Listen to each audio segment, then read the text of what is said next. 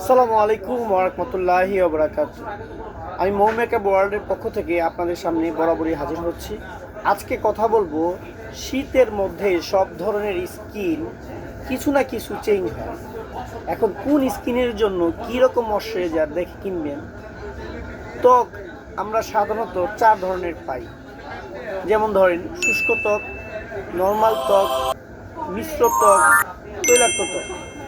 শীত আসলে যেহেতু বেশিরভাগ মানুষের ত্বক শুষ্ক হয়ে যায়, তাই প্রথমে আমি শুষ্ক ত্বক নিয়ে বলি।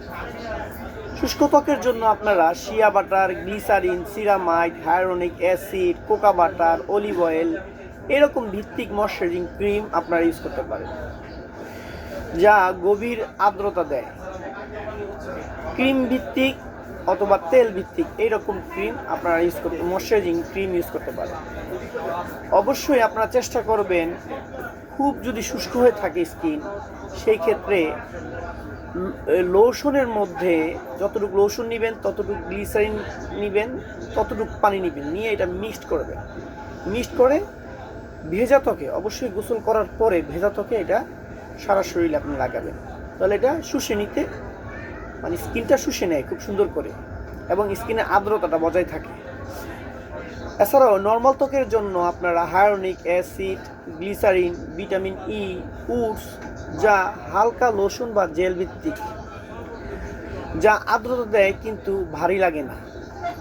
আর মিশ্র ত্বকের জন্য হায়ালুরোনিক অ্যাসিড বা হালকা সিরামাইড, হালকা হাইড্রেশন দেয় এমন ফর্মুলা যা তেলে ভাব আনে না, যেমন সিম্পল লাইট ময়শ্চারাইজিং লোশনটা, এছাড়াও লাইট হাইড্রেটিং লোশনটা। এছাড়াও তৈলাক্ত ত্বকে hyaluronic acid, glycerin, oil free বা নন কমেডোজেনিক আপনার এই জেল বা হালকা লোশন, যা ত্বকে শুষ্ক হতে দেয় না কিন্তু অতিরিক্ত তৈল তৈরি করে না, এরকম আপনারা এই ময়শ্চারাইজিং ক্রিমটা ইউজ করতে চেষ্টা করবেন। দেখবেন তাহলে তৈলাক্ত ত্বকেও আপনার স্কিনটা আর্দ্রতা বজায় থাকবে, স্কিনটা লাবণ্যময়ী থাকবে।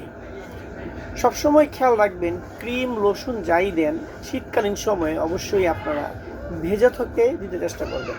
সেই ক্ষেত্রে আপনার স্কিনে এটা শুষে নিতে সাহায্য করে এবং স্কিনে আর্দ্রতা বজায় থাকে। সবাই সুস্থ থাকবেন, ভালো থাকবেন সেই কামনায় আজকে এখান থেকে বিদায় নিচ্ছি। আসসালামু আলাইকুম ওয়া রাহমাতুল্লাহি ওয়া বারাকাতুহু।